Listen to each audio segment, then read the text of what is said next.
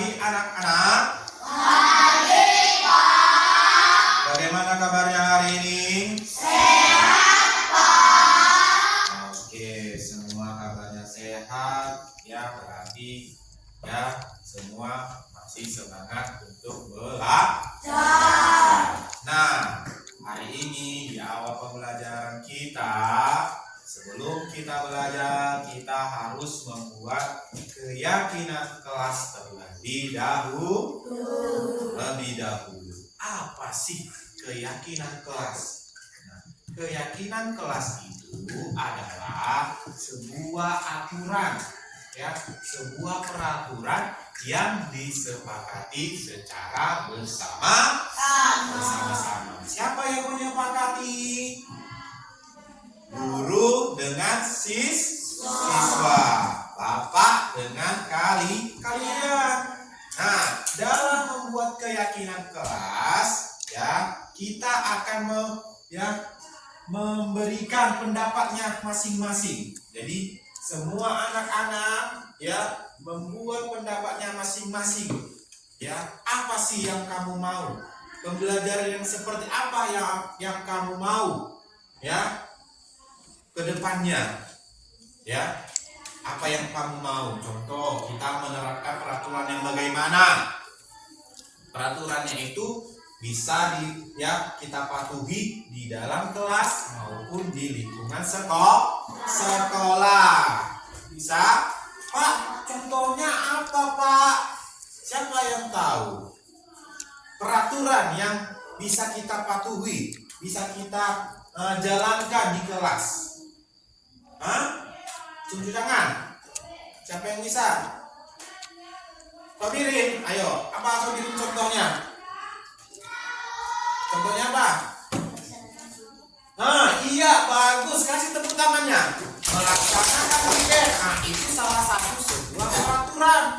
Apakah bisa kita laksanakan? Nanti akan kita bisa sepakati secara bersama-sama. Nah, sebelum itu, Bapak mau kalian tulis dulu ke dalam kertas, ya. Jangan terbalik anak ya, lemnya ada di bawah, ya. Jangan terbalik. Bapak kasih kamu kesempatan membuat ya peraturan kelas yang akan kita sepakati secara bersama-sama. Ada berapa? Ada 2, ya. Ada 2 peraturan. Berarti nanti kertasnya ada Bapak kasih 2, ya. Kamu isi, kamu tulis, ya. Kamu tulis kesepakatan ataupun peraturan kelas yang akan kita tentukan secara bersama-sama. Oke, kamu tulis. Nah, yang sudah dapat boleh ditulis.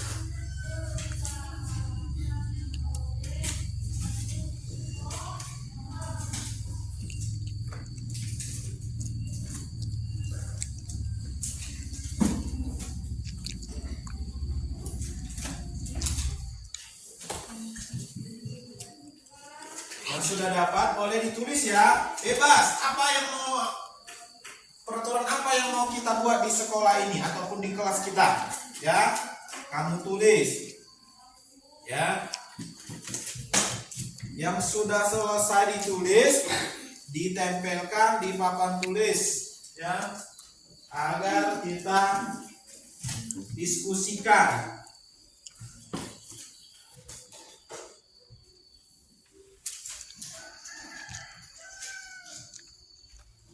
Ayo nah.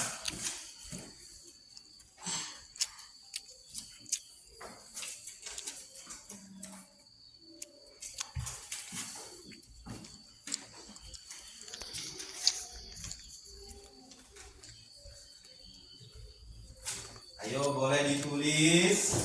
Ya, nanti setelah kamu tulis ditempelkan di papan tulis dan akan kita sepakati.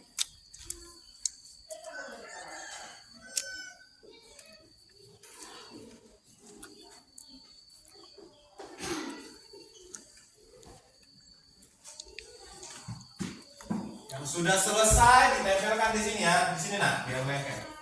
Ayo. Ya.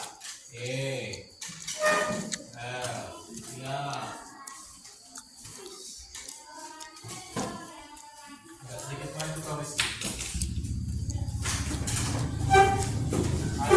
sudah selesai ditulis, ya, kemudian ditempelkan di papan tulis. Nanti akan kita diskusikan, ya.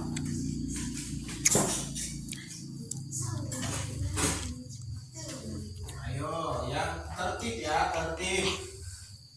Tertib.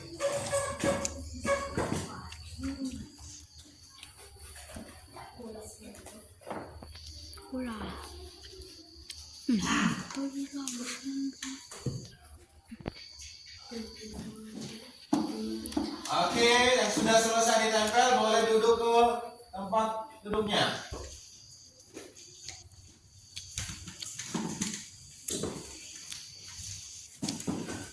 Yang sudah boleh duduk di tempat duduknya masing-masing.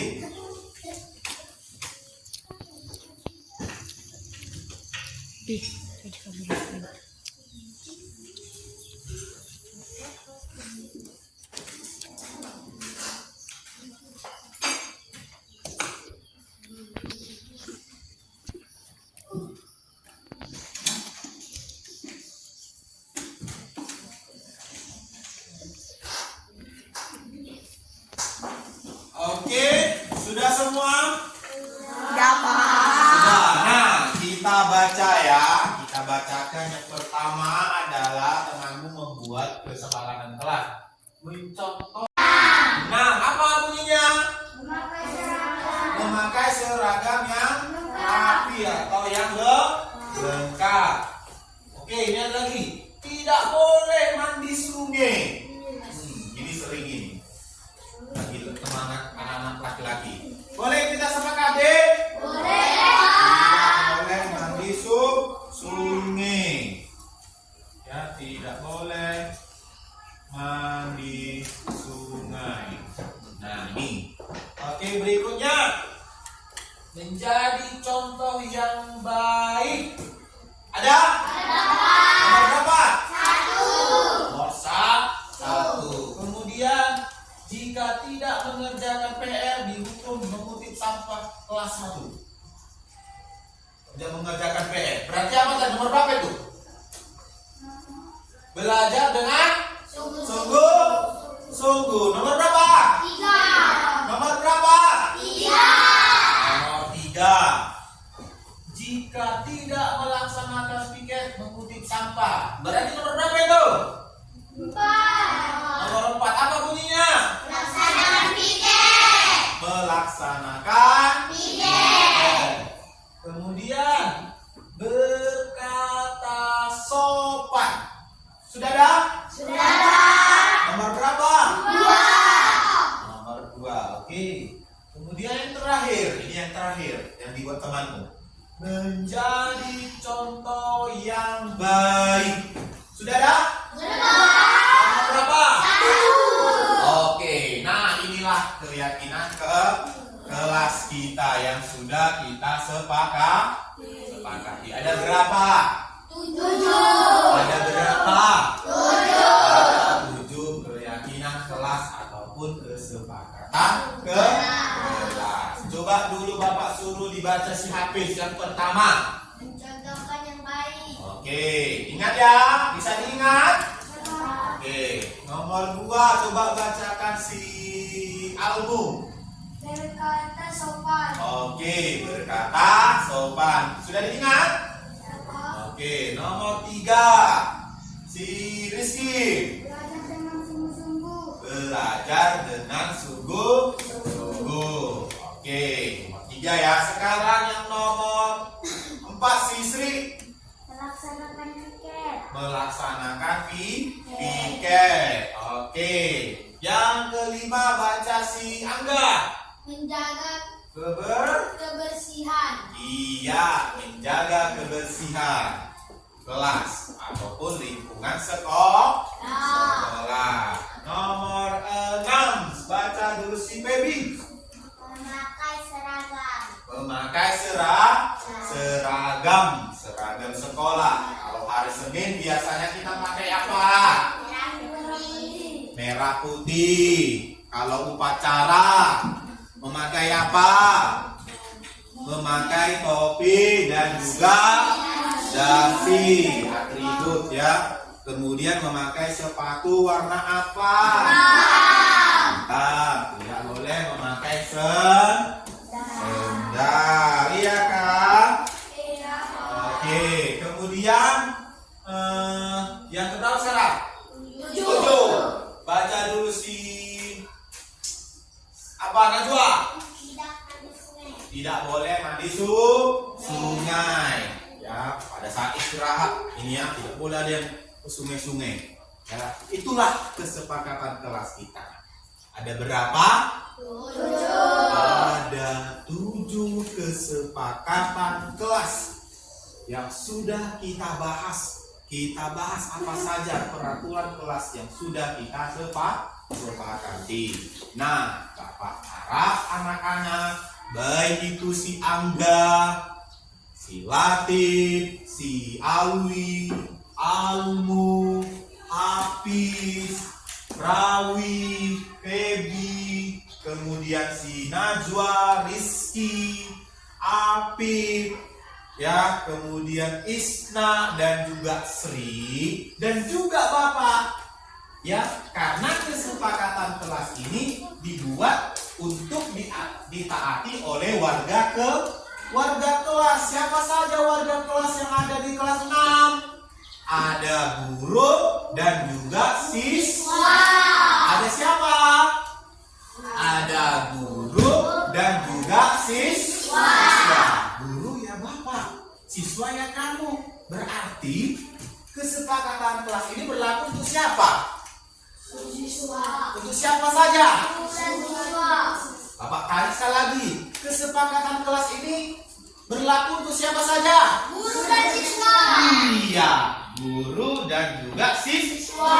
Kenapa guru dan siswa? Karena warga kelas itu terdiri antara siapa tadi nak? Guru dan juga siswa. Bapak dengan kamu, kalian semua. Jadi peraturan ini bukan hanya berlaku untuk kamu saja nak, tetapi berlaku untuk Bapak juga. Bapak juga harus menjaga kebersihan kelas, ya kan?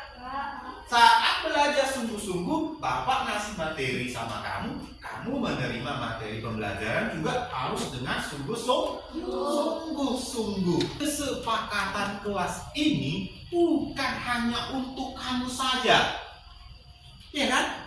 Kesepakatan kelas ataupun keyakinan kelas ini bukan hanya untuk kamu saja. Ayo Bapak ini, masa peraturannya hanya berlaku untuk kami saja, untuk siswa? Tidak nak, tetapi peraturan kelas ini diberlakukan untuk semua warga kelas, baik itu guru dan juga siswa. Siswanya siapa? Ya kamu.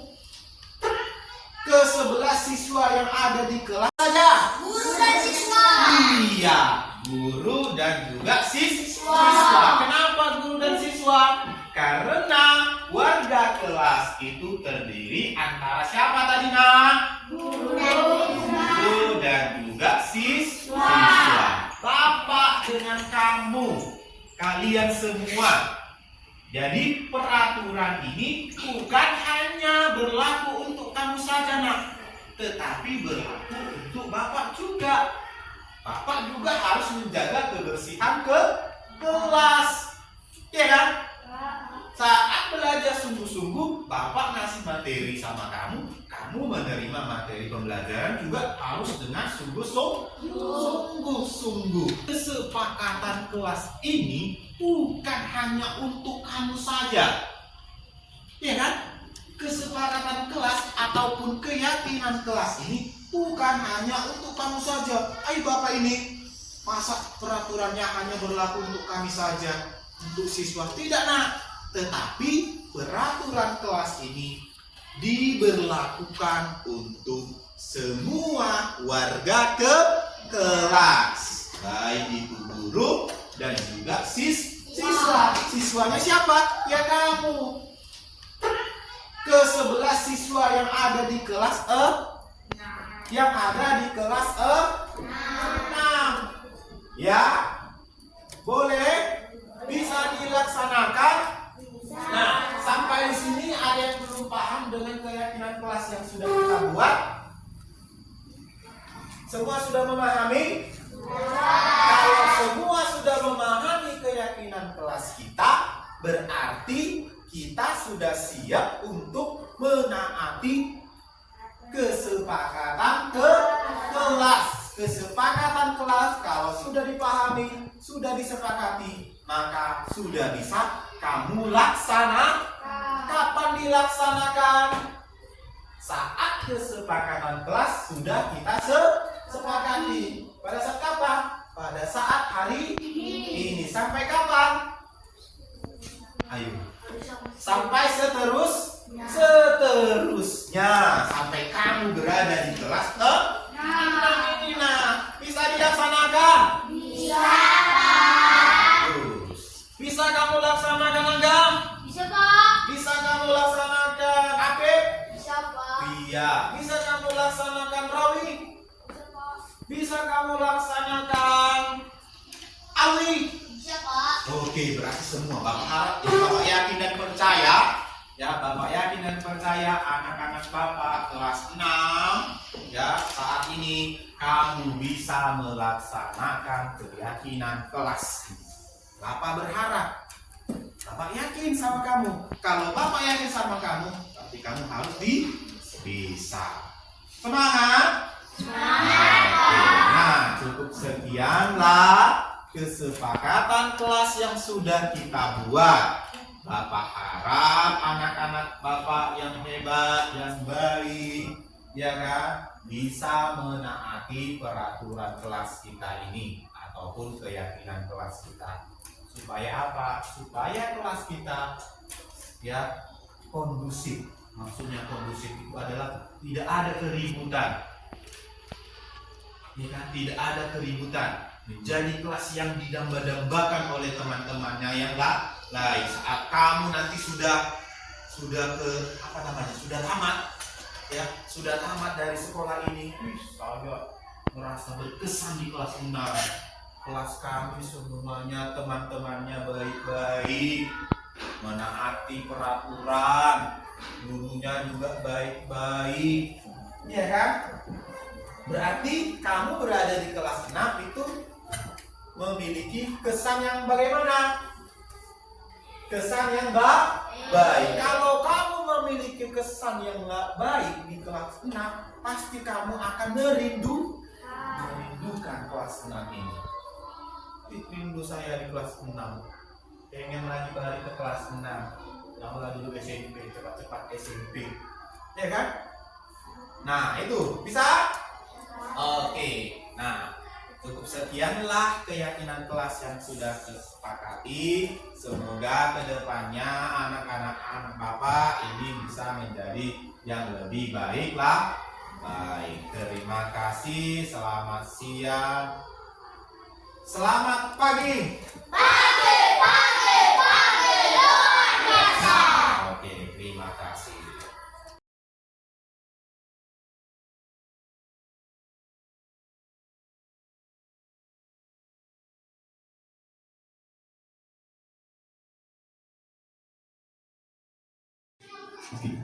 Terima kasih. Selamat siang. Salam sejahtera untuk kita semua.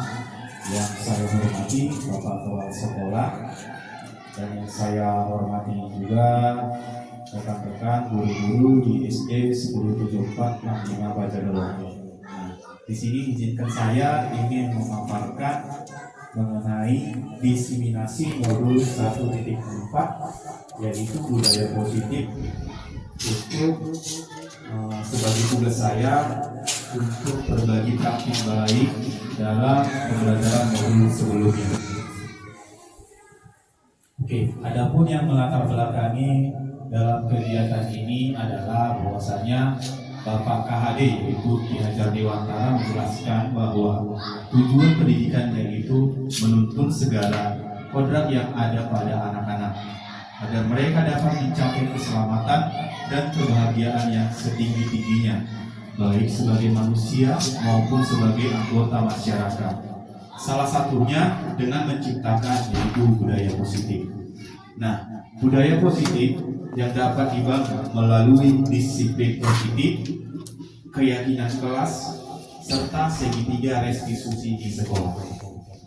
Nah, keyakinan kelas dibangun bersama murid dan guru yang berpihak pada murid. Semua warga sekolah berkolaborasi untuk menciptakan budaya positif di sekolah. Nah, kemudian yang berikutnya adalah tujuan. Tujuan budaya positif kegiatan ini kita lakukan. Oke, selanjutnya mengenai tujuan budaya positif. Nah, tujuan budaya positif itu ada beberapa ya Bapak Ibu. Yang pertama, meningkatkan rasa percaya diri dan keberanian murid dalam berpendapat mengenai keyakinan kelas yang mereka inginkan. Nah, di sini Bapak Ibu pasti ya, sebelum kita mau mengawali pembelajaran di kelas di awal semester ya, kita pasti akan membuat namanya keyakinan kelas. Nah, keyakinan kelas ini yang dibuat oleh guru bersama murid. Nah, di sini kita kasih kebebasan kepada murid. Itu apa sih sebenarnya yang mereka mau di dalam kelas itu? Proses yang bagaimana yang mau diharapkan? Tetapi sesuaikan dengan peraturan yang ada di sekolah. Jadi keyakinan kelas ataupun kesepakatan kelas itu turunan dari peraturan sekolah yang sudah ditetapkan. Kemudian yang kedua adalah yang kedua itu adalah meningkatkan motivasi intrinsik bagi murid. Nah, di sini saat kita melakukan kegiatan budaya positif itu akan meningkatkan rasa motivasi dalam diri ya, dalam diri itu dari dalam diri siswanya itu sendiri, bukan dari luar. Dan yang ketiga itu adalah mewujudkan pembelajaran yang berpihak pada murid. Keempat, menumbuhkan budi pekerti, yaitu tanggung jawab, disiplin dan komitmen di dalam kelas. Dan yang terakhir adalah mengajak murid untuk mencari solusi dari suatu masalah yang mereka hadapi. Nah, kembali kita ke budaya positif.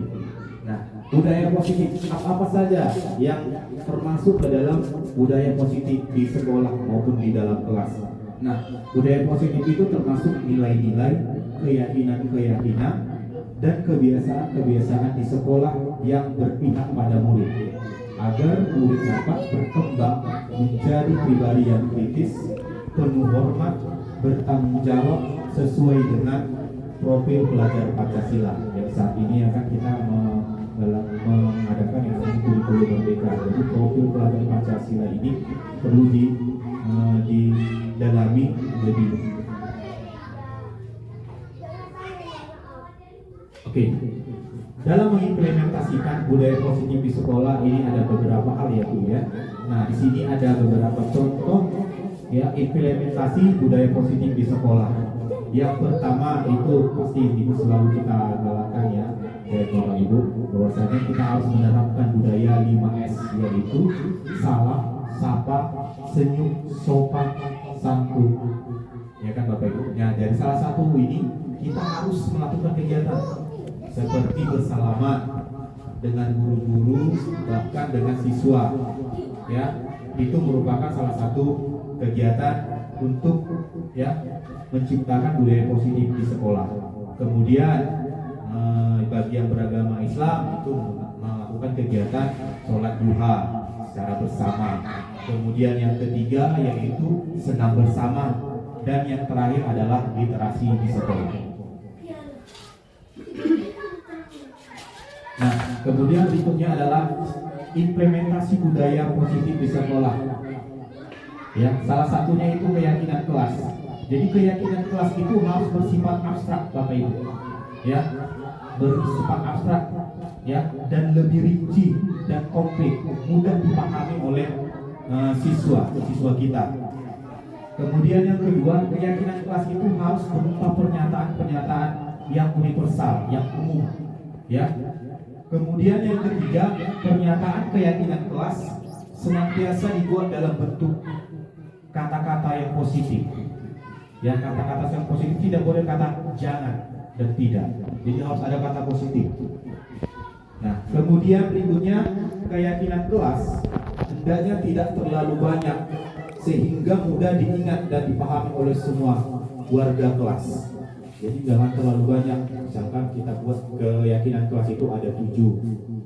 Ya, keyakinan kelas itu kan bisa saja Bu, apa saja yang harus ditaati oleh siswa. Contoh melakukan kegiatan piket, ya. Kemudian yang kedua mengerjakan PR, ya kan? Nah itu. Kemudian yang terakhir adalah semua warga kelas hendaknya ikut berkontribusi. Oke, nah yang berikutnya itu adalah keyakinan kelas hendaknya tidak terlalu banyak sehingga mudah diingat dan dipahami oleh semua warga kelas. Nah, di sini Bapak Ibu kita dalam membuat keyakinan kelas jangan terlalu banyak, minimal kita buat 6, 7, jadi si anak-anak bisa mengingat dan mudah ya memahami apa saja keyakinan kelas yang sudah dibuat bersama guru. Kemudian yang berikutnya adalah keyakinan kelas sebaiknya sesuatu yang dapat diterapkan di lingkungan, yaitu di lingkungan kelasnya, baik itu di lingkungan sekolah. Dan yang terakhir adalah semua warga kelas hendaknya ikut berkontribusi dalam pembuatan keyakinan kelas lewat kegiatan curah pendapat. Nah, di sini maksudnya adalah saat membuat keyakinan kelas ataupun kesepakatan kelas kita kasih, ya kita berikan pendapat dari beberapa siswa atau semua siswa. Kita ambil pendapatnya dari pendapat semua siswa itu kita sepakati bersama apa saja yang mau kita ambil kesepakatan kelas yang ditetapkan bersama guru. Nah, berikutnya adalah motivasi perilaku manusia. Nah, di sini seringkali ya Bapak Ibu bahwasanya kita untuk mencapai tujuan pasti ada motivasi tersendiri, ya kan?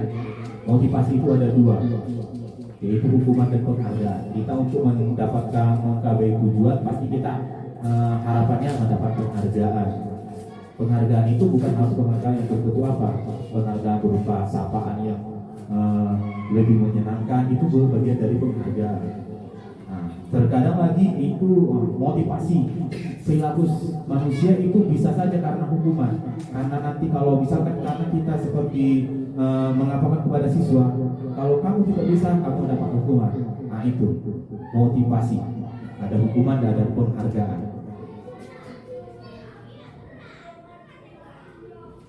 Berikutnya adalah motivasi yang berikutnya adalah mendapatkan sanksi seperti kalian Bapak Ibu, yaitu berupa hukuman. Sanksi yang kita berikan kepada siswa saat melakukan kesepakatan kelas ataupun melanggar keyakinan kelas yang kita buat, itu pasti ada sanksi ataupun hukuman atas perbuatan yang dilakukan.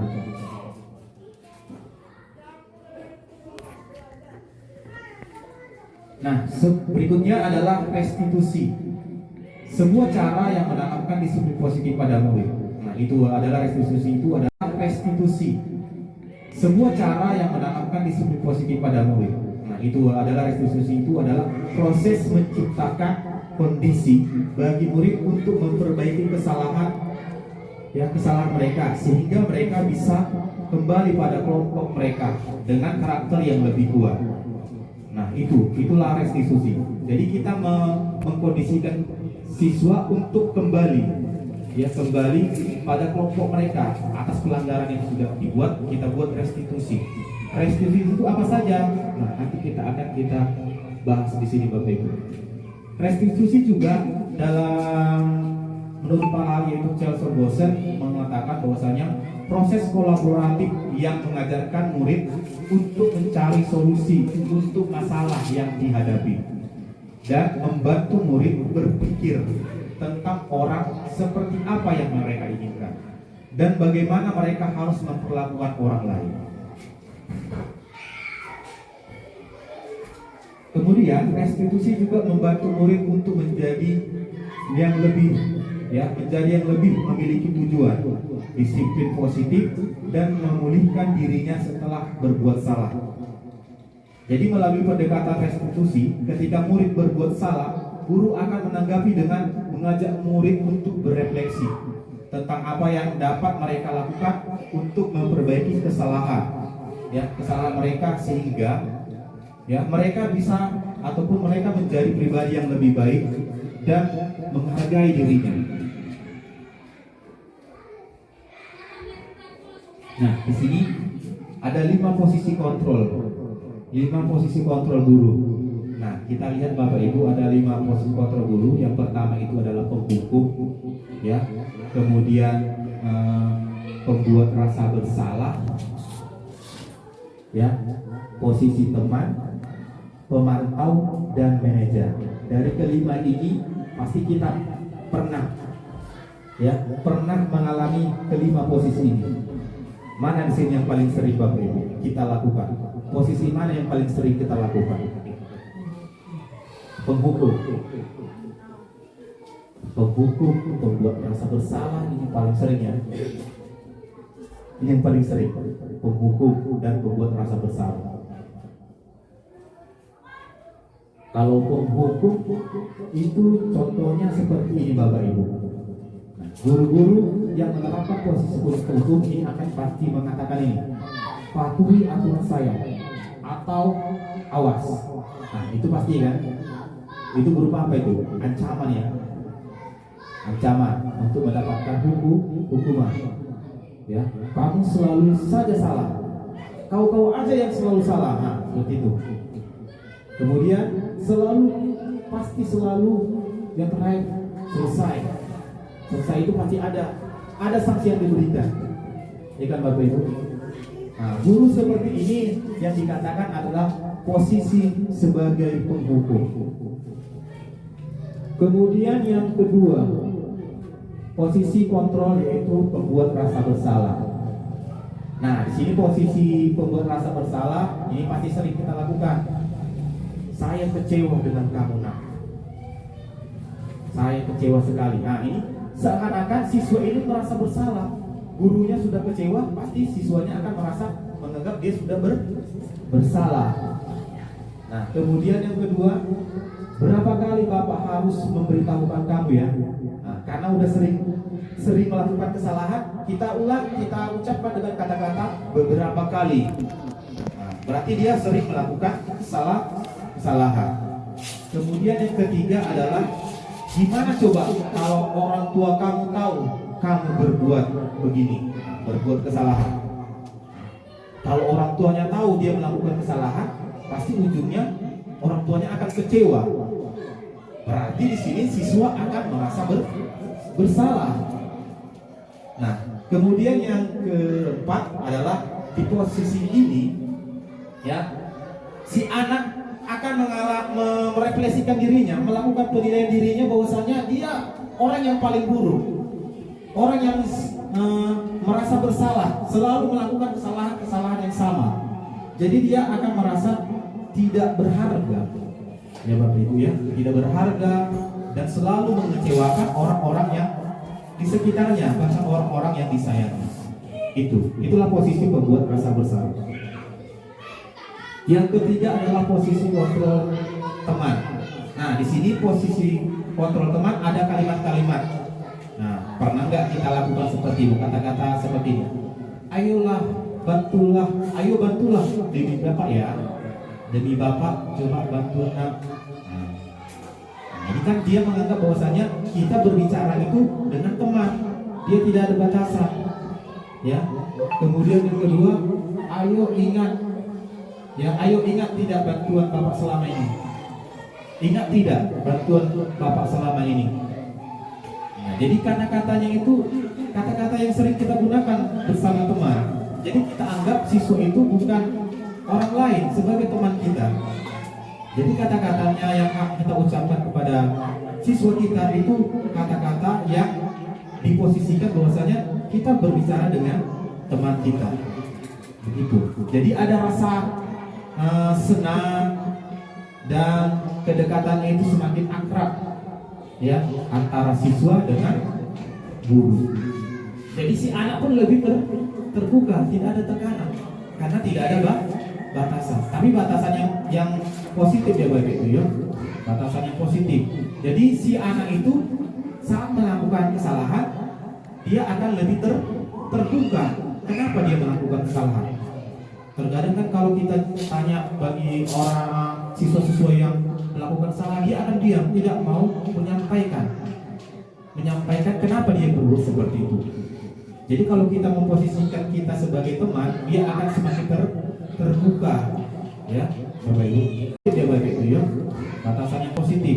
Jadi si anak itu saat melakukan kesalahan, dia akan lebih terbuka. Kenapa dia melakukan kesalahan? Terkadang kan kalau kita tanya bagi orang siswa-siswa yang melakukan kesalahan, dia akan diam, tidak mau menyampaikan kenapa dia berbuat seperti itu. Jadi kalau kita memposisikan kita sebagai teman, dia akan semakin terbuka, ya, Bapak Ibu.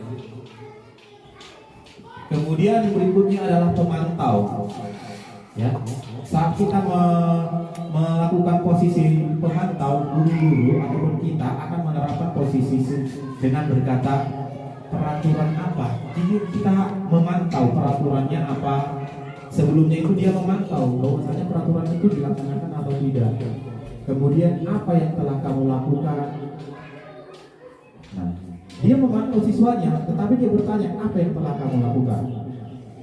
Ya, guru memantau perilaku siswa, tetapi dia menjawab dengan perkataan apa yang telah kamu lakukan.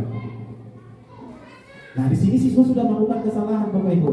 Jadi saat kita mengambil siswa yang melakukan kesalahan, kita menanyakan apa yang telah kamu lakukan.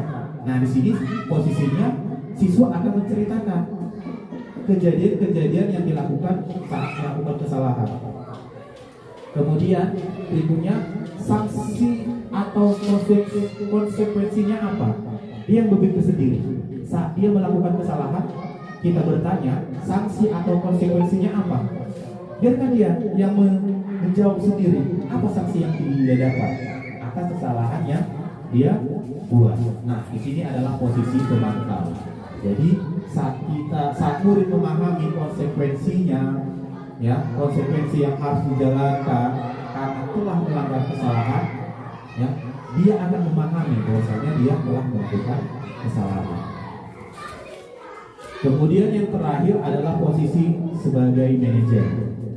Nah, di sini posisi sebagai manajer ini kita memberikan pertanyaan sesuai dengan prosedur yang sudah dibuat di awal, ya, sesuai dengan prosedur yang dibuat, yaitu tadi apa, Bapak Ibu? Keyakinan kelas yang sudah dibuat di awal. Jadi kita hanya bertanya apa yang sudah kita keyakini, kesepakatan apa yang sudah kita buat sebelumnya. Nah, sini berarti kita mengingat kembali apa yang sudah disepakati sebelumnya. Nah, kemudian berikutnya adalah jika kamu meyakininya, apakah kamu bersedia memperbaikinya? Jika sudah merasa paham apa kesalahan yang sudah dibuat, kita tanyakan kepada siswa, apakah kamu bersedia untuk memperbaikinya? Nah, nanti di situ siswa akan menjawab. Kemudian yang ketiga adalah jika kamu memperbaiki ini, hal ini menunjukkan rasa tentang dirimu. Kemudian yang terakhir adalah apa rencana kamu untuk memperbaiki hal ini, ataupun apa yang rencana kamu untuk memperbaiki kesalahan yang sudah kamu buat. Di sini dibiarkan aja bahwasanya siswa itu yang mencari sendiri untuk memperbaiki kesalahannya itu apa yang harus dibuat. Begitu, jadi itu posisi manajer.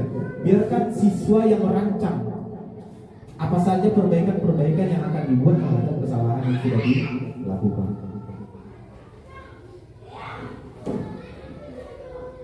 Nah, kemudian yang berikutnya adalah 5 kebutuhan dasar manusia. 5 kebutuhan dasar manusia ada 5, ya. Yang pertama itu pasti, ini selalu, yaitu kebutuhan bertahan hidup. Kemudian yang kedua adalah kebutuhan kasih sayang, cinta dan sayang, ya. Yang ketiga adalah penguasaan. Keempat adalah kebebasan, dan yang terakhir kesenangan. Jadi semua, Bapak Ibu, semua manusia, baik siswa kita siswa kita juga harus kebutuhan dasar ini harus dipenuhi. Ya, kebutuhan dasar ini harus dipenuhi baik itu di rumah maupun di sekolah. Ya, contohnya yang kedua, kebutuhan kasih sayang. Ya, mungkin yang kedua itu kebutuhan kasih sayang itu tidak didapatkan di rumah, tidak didapatkan di rumah, sehingga dia melakukan kesalahan, dia membuat ulah, caper lah seperti ini Bu, cari perhatian. Kenapa? Karena kebutuhan yang kedua itu tidak didapatkan dari rumah, sehingga dia melimpahnya ke sekolah itu karena tidak didapatkan. Nah, seperti itu. Pasti ada siswa kita yang seperti itu. Kalau kita tanya, ya dengan posisi yang tadi sebagai manajer ataupun sebagai teman, pasti si anak itu akan terbuka. Kenapa kamu seperti ini, nak? Seperti ibu. Nah, seperti itu. Kemudian yang ketiga, penguasaan. Dia ingin berkuasa. Dia ingin pengen ini, pengen itu. Jadi kita yang bisa mengontrol ini, Bapak Ibu. Dan yang keempat, kebebasan. Ya. Jadi kelima ini, nak. Kelima ini, Bapak Ibu, ini harus dipenuhi. Harus dipenuhi oleh siswa, bahkan guru, semua manusia ini. Kelima kebutuhan itu harus terpenuhi. Kalau tidak terpenuhi, seperti tadi, siswa akan membuat ulah-ulah yang ingin kita pantau terus, ingin kita lihat terus. Bahwasanya kenapa? Karena ada kebutuhan-kebutuhan yang tidak terpenuhi dari siswa. Seperti itu. Nah, di sini ada salah satu kasus yang saya buat bersama siswa. Ya, bisa kita lihat secara bersama. Di sini kasusnya adalah siswa. Seperti itu. Nah, di sini ada salah satu kasus yang saya buat bersama siswa. Ya, bisa kita lihat secara bersama. Di sini kasusnya adalah salah satu siswa yang tidak bisa diam di dalam barisan. Tidak bisa diam di dalam barisan. Bagaimana solusinya? Solusi menasihati si anak itu bagaimana? Tidak perlu dengan marah-marah, Bapak Ibu. Ya, harus kita posisikan bagaimana. Nah, seperti ini. Kita lihat secara bersama ya, Bapak Ibu.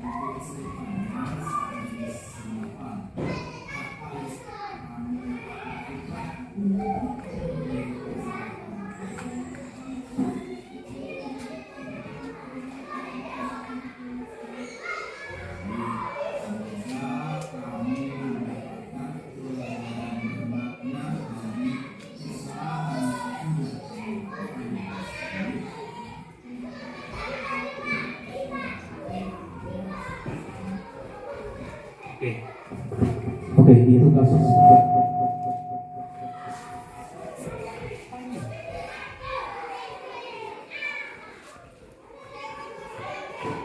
Itu kasus pertama ya Bapak Ibu. Nah, di sini ada kasus yang kedua. Di sini kasusnya yang siswa yang mengalami masalah, yaitu dia ketahuan mencontek. Kita lihat bersama Bapak Ibu ya.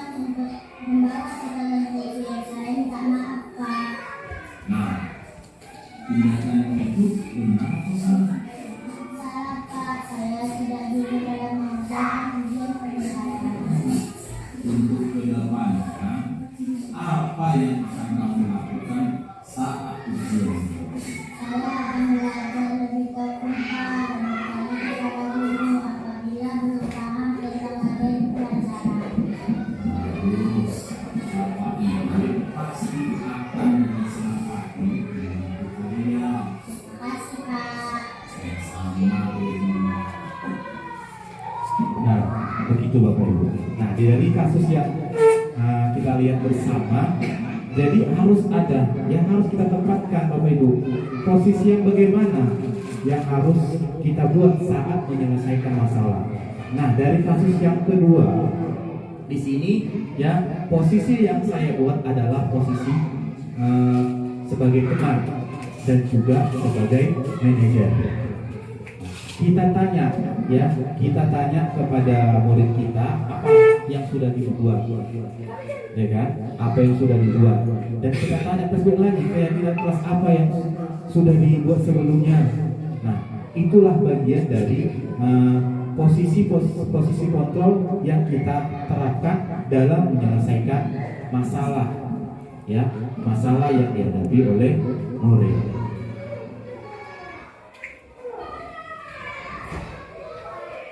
Nah, begitu kira-kira Bapak Ibu. Nah, dalam sebagai guru, ya, sebagai guru tidak bosan-bosannya kita pasti menghadapi masalah yang berbeda-beda di dalam kelas masing-masing, ya kan Bapak Ibu. Nah, karakter siswa pasti berbeda-beda. Nah, jadi kita sebagai guru harus memahami terlebih dahulu apa sih sebenarnya kebutuhan belajar yang dibutuhkan oleh siswa. Nah, untuk memahami kebutuhan belajar, maka kita buat dulu yang namanya keyakinan kelas. Keyakinan kelas kenapa dibuat? Keyakinan kelas itu dibuat di awal semester. Nah, jadi sekian pemaparan mengenai disiplin positif ya yang saya paparkan pada hari ini. Semoga kedepannya kita bisa menerapkannya di sekolah bahkan di kelas kita masing-masing. Terima kasih. Pagi Baby. Pagi, Pak. Apakah kamu tahu kenapa saya panggil ke sini?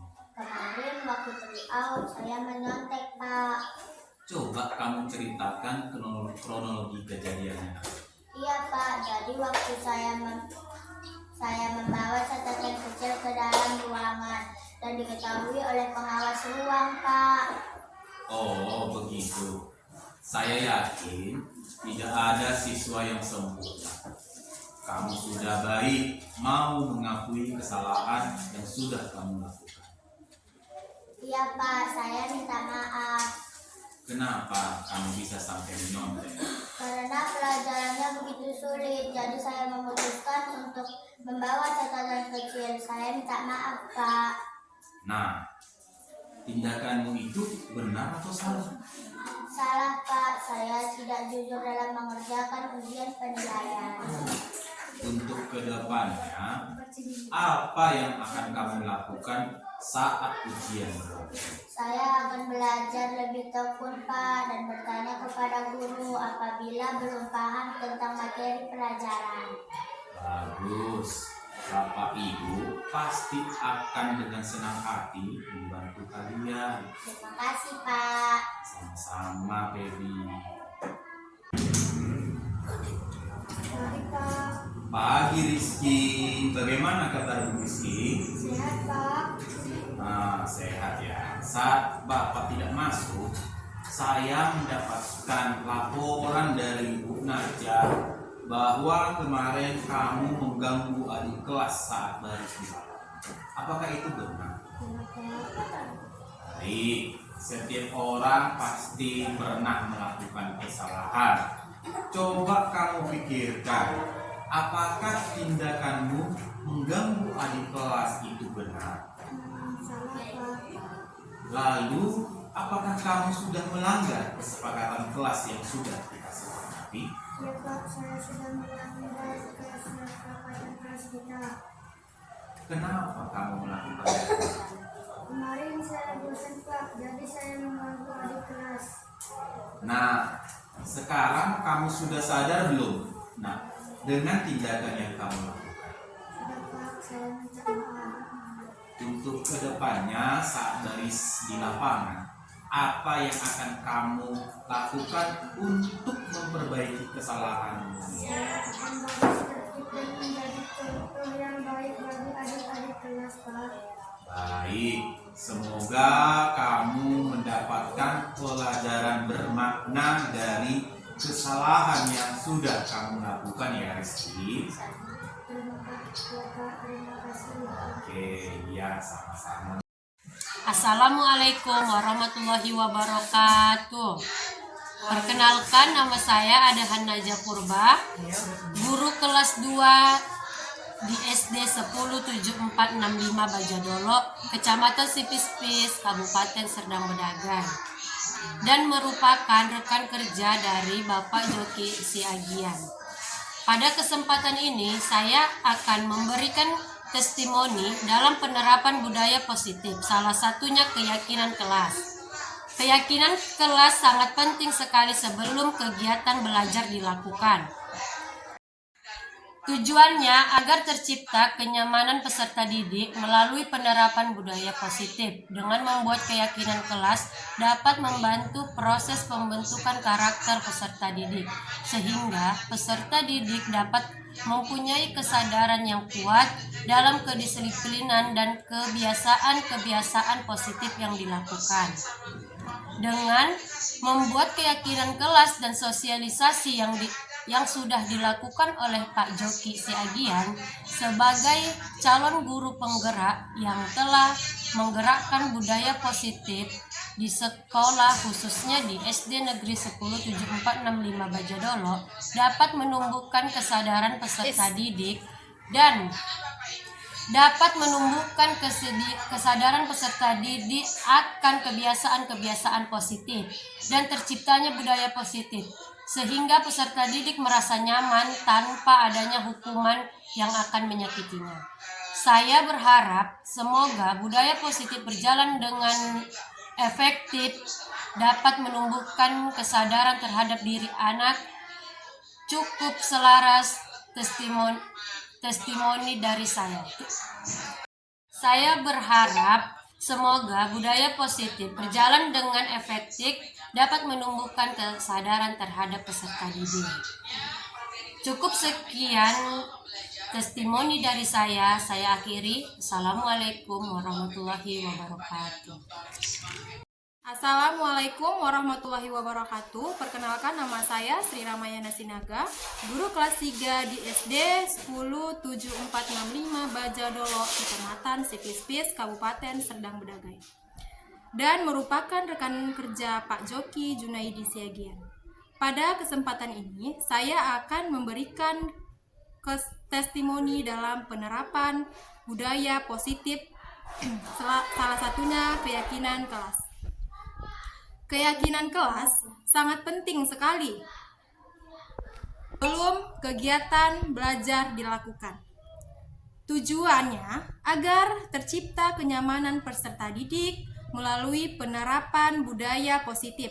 Dengan membuat keyakinan kelas dapat membantu proses pembentukan karakter peserta didik, sehingga peserta didik dapat mempunyai kesadaran yang sangat kuat. Membuat keyakinan kelas dan sosialisasi yang sudah dilakukan oleh Pak Joki Siagian sebagai calon guru penggerak yang telah menggerakkan budaya positif sekolah, khususnya di SD 107465 Bajadolo, dapat menumbuhkan kesadaran peserta didik akan kebiasaan-kebiasaan positif dan terciptanya budaya positif, sehingga peserta didik merasa nyaman tanpa adanya hukuman yang akan menyakitinya. Saya berharap budaya berjalan dengan efektif, dapat menumbuhkan kesadaran terhadap diri anak.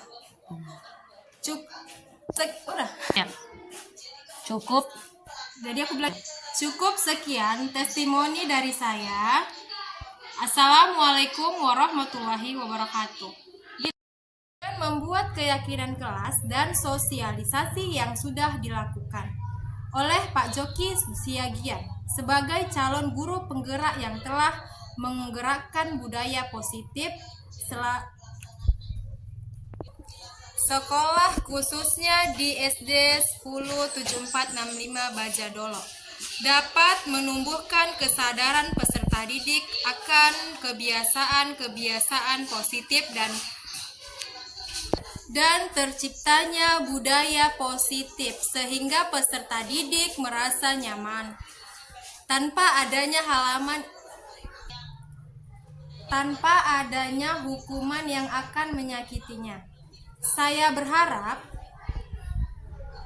budaya berjalan dengan efektif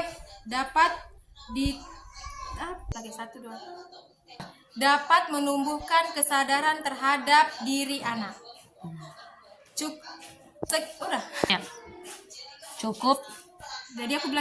Cukup sekian testimoni dari saya. Assalamualaikum warahmatullahi wabarakatuh. Dan membuat keyakinan kelas dan sosialisasi yang sudah dilakukan oleh Pak Joki Susiagian sebagai calon guru penggerak yang telah menggerakkan budaya positif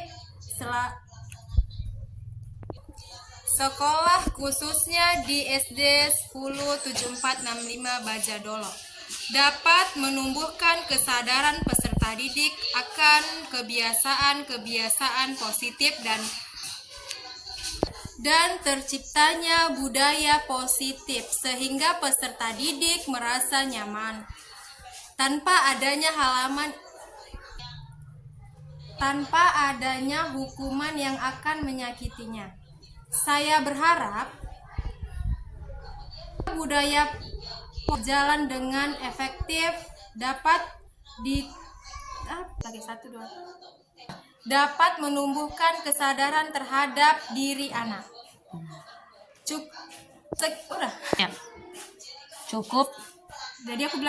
Cukup sekian testimoni dari saya. Assalamualaikum warahmatullahi wabarakatuh. Assalamualaikum warahmatullahi wabarakatuh. Perkenalkan, nama saya Feby Maulani Damanik. Kesan saya saat melakukan kegiatan bersama teman dan guru, keyakinan kelas saya merasa senang. Saya bisa mengungkapkan pendapat saya dan berpartisipasi dalam membuat kesepakatan kelas di kelas 6. Semoga kesepakatan kelas yang sudah kami buat bisa kami laksanakan sampai seterusnya. Terima kasih. Assalamualaikum warahmatullahi wabarakatuh. Perkenalkan, nama saya Muhammad Sobirin Sinaga. Kesan saya saat ini melakukan kegiatan bersama teman dan guru tentang keyakinan kelas. Saya merasa senang. Saya bisa mengungkapkan pendapat saya dan berpartisipasi dalam membuat kesepakatan kelas di kelas 6. Semoga kesepakatan kelas yang sudah kami buat bisa kami laksanakan sampai seterusnya. Terima kasih. Assalamualaikum warahmatullahi wabarakatuh. Perkenalkan, nama saya Sri Mulyana Purbada Suhab. Kesan saya saat melakukan kegiatan bersama teman dan guru tentang keyakinan kelas, saya merasa senang. Saya bisa mengucapkan pendapat saya dan berpartisipasi dalam membuat kesepakatan kelas di kelas 6. Semoga kesepakatan kelas yang sudah kami buat bisa kami laksanakan sampai seterusnya. Terima kasih.